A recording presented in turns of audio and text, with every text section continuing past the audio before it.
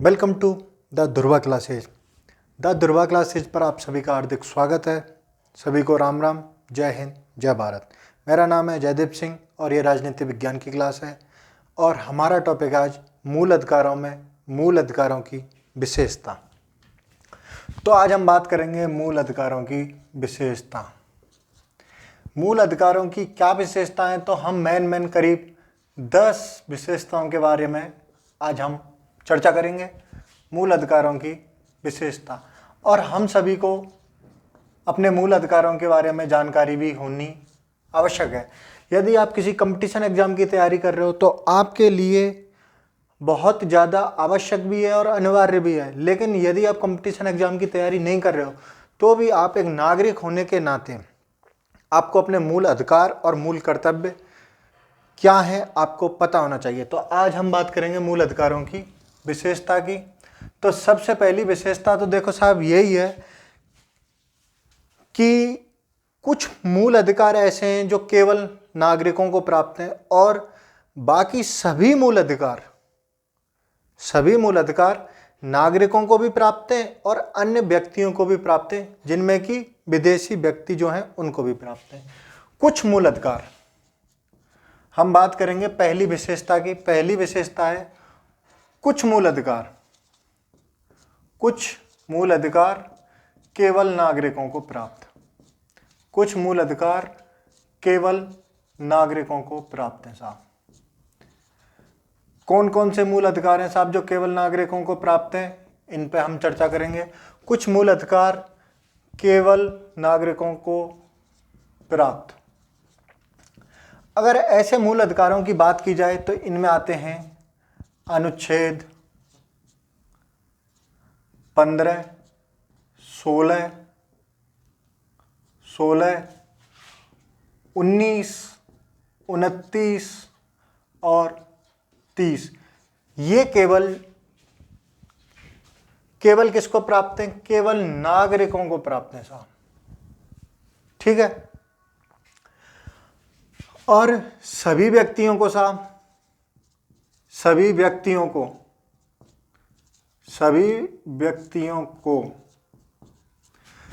इसमें सभी व्यक्तियों में कौन कौन शामिल है? नागरिक, ठीक है साहब, प्लस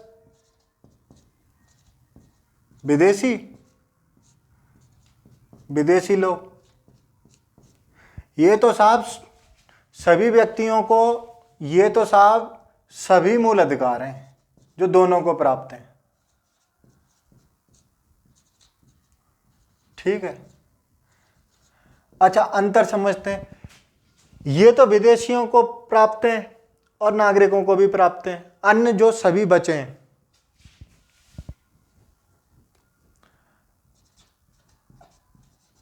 अन्य सभी। अब 15, 16, 19, 29 को कोई विदेशी आके क्लेम करे कि नहीं, मुझे ये संविधान ने मूल अधिकार दिया है कि मैं यहाँ पे क्या करूँगा, अबाध रूप से घूमूंगा, या मुझे यहाँ के कार्यों में क्या दिया जाए, समानता दी जाए, स्वतंत्रता दी जाए, तो नहीं कह सकता।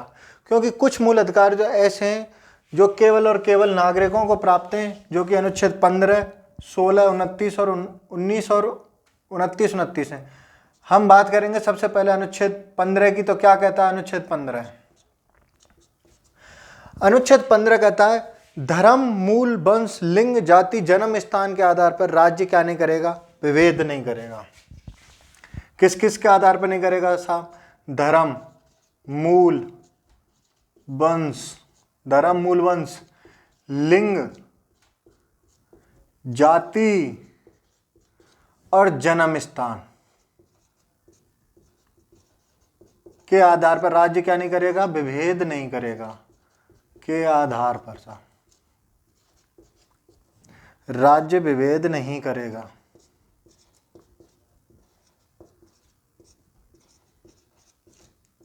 ठीक है साहब। इसके बारे में और डिटेल में चर्चा, देखो हमारा मूल अधिकार टॉपिक शुरू हो गया। पर्टिकुलर हम अनुच्छेद 15 को पढ़ेंगे और उसमें हम देखेंगे क्लॉज बाई क्लॉज क्या है, 15(1) क्या है, 15(2) क्या है, 15(3) क्या है, 15(4). लेकिन हम यहाँ नहीं पढ़ रहे क्योंकि हमारा यहाँ टॉपिक है मूल अधिकारों की विशेषता। और हम इसमें अनुच्छेद 15 को इसलिए पढ़ रहे हैं क्योंकि केवल और ये किसको प्राप्त है, केवल नागरिकों को प्राप्त है, विदेशी लोगों को प्राप्त नहीं है। तो ये हो गया अनुच्छेद 15। अनुच्छेद 16 क्या कहता है साहब? अनुच्छेद 16 कहता है लोक नियोजन के कार्यों में समानता। लोक नियोजन के कार्यों में समानता, लोक नियोजन के कार्यों में समता की बात करता है साहब। समता और समानता एक ही है, समता। ठीक है, अब अनुच्छेद 19 भी देख लेते हैं।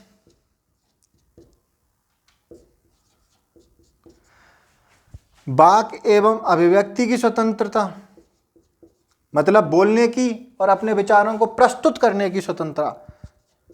वाक एवं अभिव्यक्ति की स्वतंत्रता।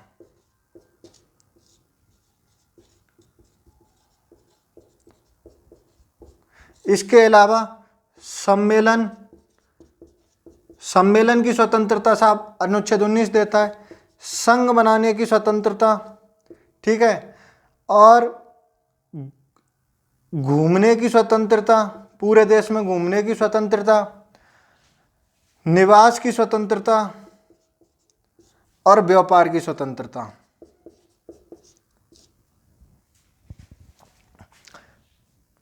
ये स्वतंत्रताएं साहब ये भी अनुच्छेद 19 के द्वारा मिलती हैं। ठीक है, तो ये भी कौन देता है? ये भी केवल मूल जो अपने नागरिक हैं भारत के उन्हीं को प्राप्त हैं साहब। और देख लेते हैं साहब अनुच्छेद 29 और 30 क्या कहते हैं? संस्कृति एवं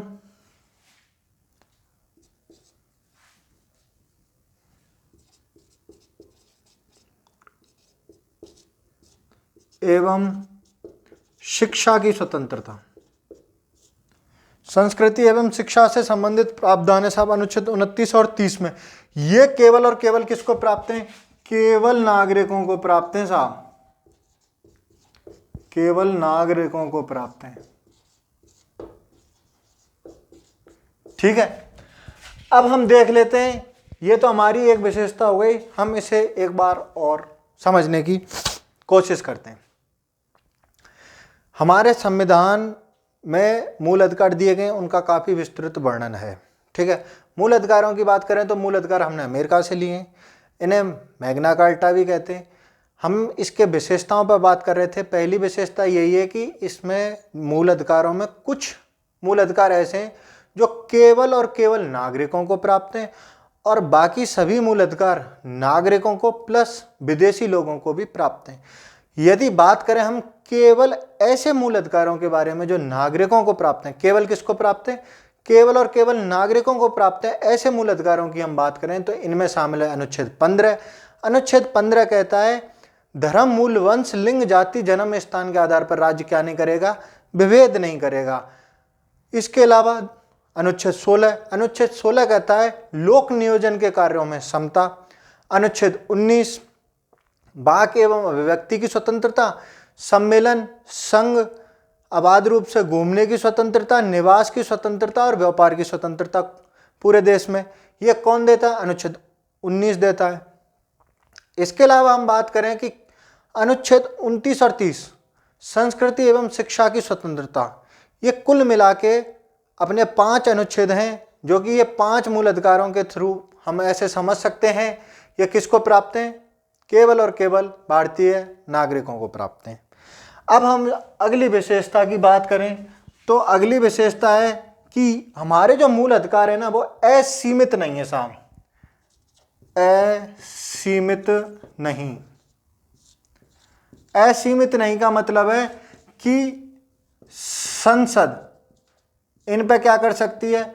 युक्ति युक्त प्रतिबंध लगा सकती है साहब, युक्ति युक्त प्रतिबंध कर लगा सकती है, युक्ति युक्त प्रतिबंध लगा सकती है साहब, युक्ति युक्त प्रतिबंध लगा सकती है। मतलब समझो कि ऐसा नहीं है कि ये मतलब अनलिमिटेड पावर के साथ हमारे पास हो मूल अधिकार, ऐसा बिल्कुल भी नहीं है। इन पे क्या लगे हुए हैं? युक्ति युक्त प्रतिबंध लगे हुए हैं। क्या लगे हुए हैं? युक्ति युक्त प्रतिबंध लगे हुए हैं।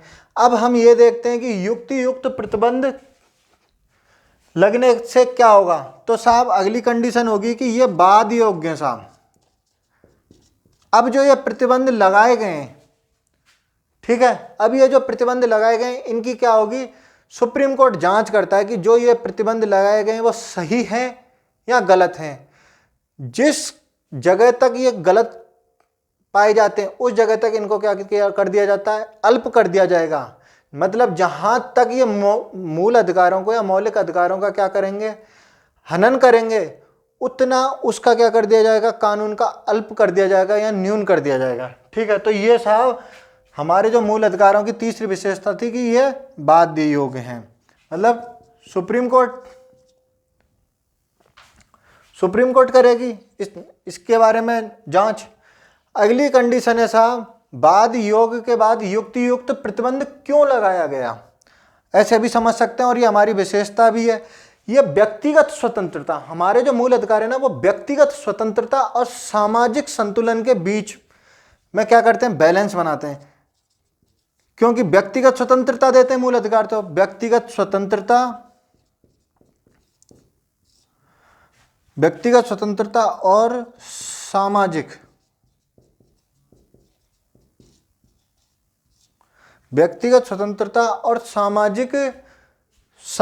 सामाजिक स्थिति के बीच क्या करते हैं, या ऐसे समझ लो समाज के बीच में क्या करते हैं साहब? समाज के बीच में संतुलन स्थापित करते हैं। संतुलन स्थापित करते हैं साहब।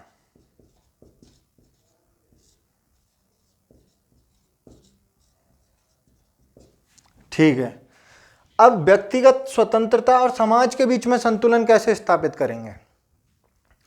अब किसी व्यक्ति को मूल अधिकार मिले हुए हैं, मान के चलो एक मूल अधिकार है बोलने की आज़ादी या बोलने की स्वतंत्रता, अनुच्छेद 19 के तहत आती है, वाक एवं अभिव्यक्ति की स्वतंत्रता। अब वो कुछ भी ऐसा बोल रहा है जिससे क्या है, समाज के और लोग प्रभावित हो रहे हैं या उनकी भावनाओं को ठेस पहुंच रही हो, तो ऐसी आज़ादी नुकसानदायक हो सकती है उस व्यक्ति के लिए भी, उस समाज के लिए भी। तो उसके लिए क्या लगाए गए? कुछ युक्ति युक्त प्रतिबंध लगाए गए कि आप ऐसा नहीं बोल सकते हो, आपको जो भाषा शैली रहेगी वो एक मर्यादित रहेगी। तो इस पर क्या लगाए गए? युक्ति युक्त प्रतिबंध लगाए गए जिससे व्यक्तिगत स्वतंत्रता और समाज के बीच में क्या स्थापित हो पाए? संतुलन स्थापित हो सके। इसके अलावा क्या ऐसा व्यक्तिगत स्वतंत्रता और सामाजिक नियंत्रण, व्यक्तिगत स्वतंत्रता भी स्थापित हो जाए और सामाजिक नियंत्रण भी स्थापित हो जाए। व्यक्तिगत स्वतंत्रता व सामाजिक नियंत्रण स्थापित करना, व्यक्तिगत स्वतंत्रता के साथ सामाजिक नियंत्रण। और हमें यह देखने को भी मिलता है अपने मूल अधिकारों में, यही तो विशेषता है, सामाजिक नियंत्रण स्थापित करना। व्यक्तिगत स्वतंत्रता के साथ सामाजिक नियंत्रण स्थापित करना। ठीक है साहब, अगली विशेषता क्या है? अगली विशेषता यह है कि ये क्या किए जा सकते हैं? सीमित किए जा सकते हैं। अब सीमित कौन करेगा? सीमित साहब पार्लियामेंट करेगी। पार्लियामेंट कैसे करेगी? तो पार्लियामेंट इनको संविधान संशोधन विधेयक लाके ही सीमित कर सकती है। साधारण विधेयक या साधारण तरीके से कोई विधेयक लाया गया है उसके जरिए क्या नहीं हो सकता? मूल अधिकारों को सीमित नहीं किया जा सकता। अगर मूल अधिकारों को सीमित करना है या कम करना है या बढ़ाना है तो उसके लिए क्या करना पड़ेगा? संविधान संशोधन विधेयक लाना पड़ेगा। और यदि हम बात करें संविधान संशोधन विधेयक की तो ये आता है अनुच्छेद 368 के अंतर्गत। ठीक है, तो मूल अधिकार स्थायी नहीं है।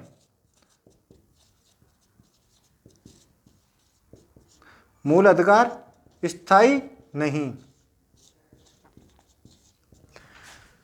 संसद अनुच्छेद 368 के तहत संविधान संशोधन विधेयक लाकर संविधान संशोधन विधेयक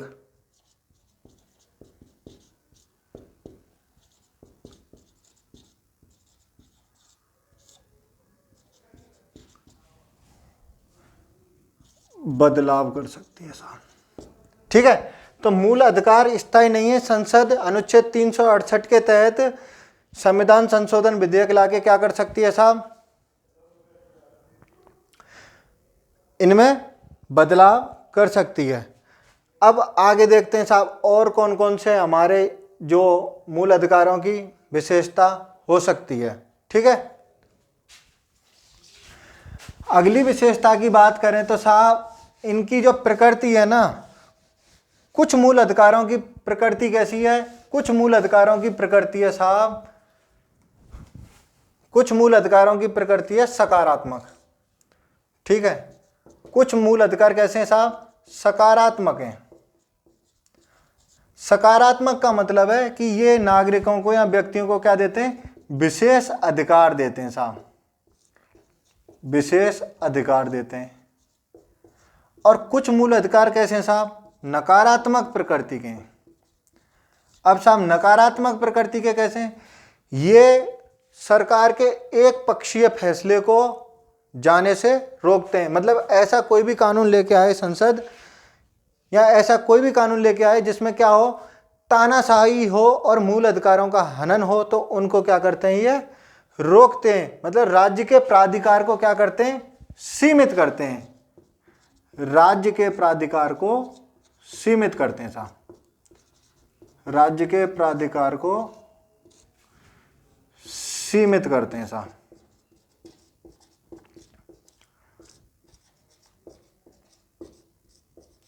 इसके अलावा और क्या विशेषता हो सकती है साहब, सुप्रीम कोर्ट इनकी क्या देता है साहब, गारंटी देता है। किसके तहत, संवैधानिक उपचारों के तहत, संवैधानिक उपचार के तहत गारंटी देता है, जिनका जिक्र अनुच्छेद 32 में साहब। संवैधानिक उपचारों का मतलब ऐसे समझिए, यदि किसी व्यक्ति के मूल अधिकारों का हनन हो रहा है तो वह व्यक्ति सीधे कहाँ जा सकता है, सुप्रीम कोर्ट जा सकता है। यह कतई आवश्यक नहीं है कि मूल अधिकारों के लिए जब मूल अधिकारों का हनन हो रहा हो तो पहले वो डिस्ट्रिक्ट कोर्ट जाए, उसके बाद हाई कोर्ट जाए और फिर सुप्रीम कोर्ट जाए। नहीं, सुप्रीम कोर्ट जाने का हक केवल अपीलीय तौर पर ही नहीं है कि हाई कोर्ट से बाद अपील करते हैं। जनरली हम यही सुनते हैं कि कोई भी केस होता है पहले वो डिस्ट्रिक्ट कोर्ट जाता है, डिस्ट्रिक्ट कोर्ट के बाद वो हाई कोर्ट जाता है, हाई कोर्ट के बाद सुप्रीम कोर्ट जाता है। ऐसा बिल्कुल भी नहीं है। अगर किसी व्यक्ति के मूल अधिकारों का हनन होता है तो अनुच्छेद 32 के तहत वो कहाँ जा सकता है, सीधे सुप्रीम कोर्ट जा सकता है, और वो सीधे हाई कोर्ट भी जा सकता है अनुच्छेद 226 के तहत। यदि किसी व्यक्ति के मूल अधिकारों का हनन होता है तो अनुच्छेद 226 के तहत वो सीधे हाई कोर्ट भी जा सकता है। इसके अलावा हम अगला भी देख लेते हैं साहब, एक और 9वें नंबर का पॉइंट और देख लेते हैं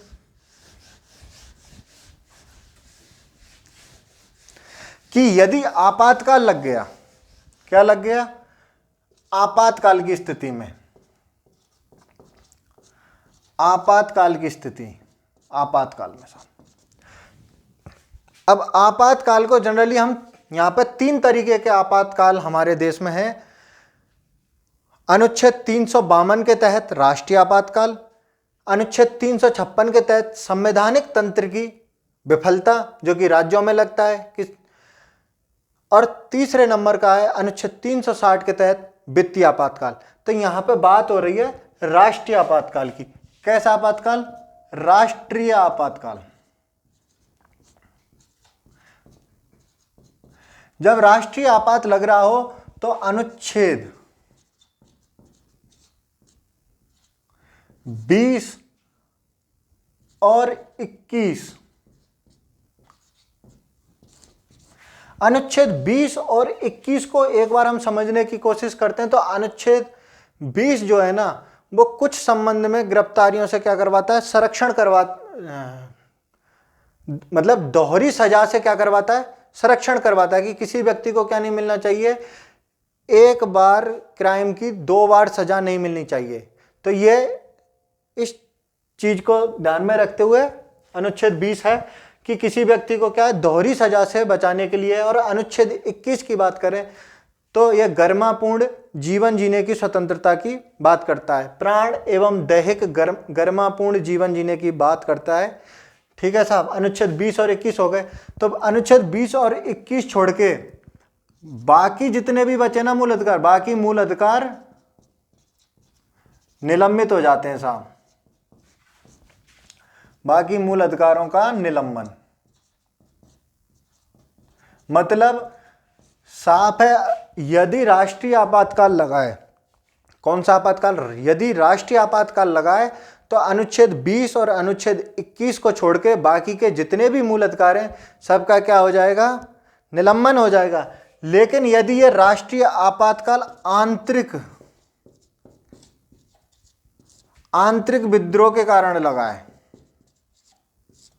कैसा विद्रोह, आंतरिक विद्रोह कह लो, आंतरिक अशांति कह लो, ठीक है, आंतरिक अशांति कह लो, के आधार पर लगाए तो अनुच्छेद 19 के तहत कितनी स्वतंत्रता दी गई है, 6 प्रकार की स्वतंत्रता है। अनुच्छेद 19 के तहत 6 स्वतंत्रता निलंबित नहीं होंगी साहब।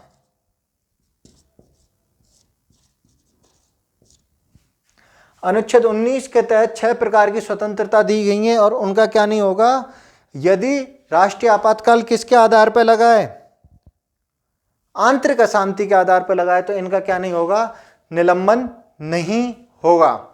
ठीक है ना।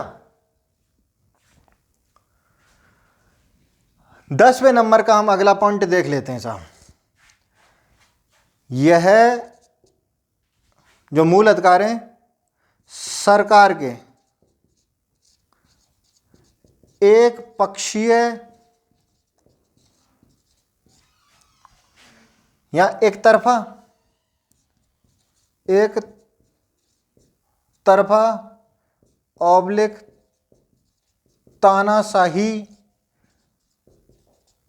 कानूनों से, तानाशाही कानूनों का मतलब है कठोर कानूनों से क्या करते हैं, व्यक्ति के अधिकारों की रक्षा, कानूनों से व्यक्ति के अधिकारों की रक्षा, व्यक्ति के अधिकारों की साहब क्या करते हैं, रक्षा करते हैं।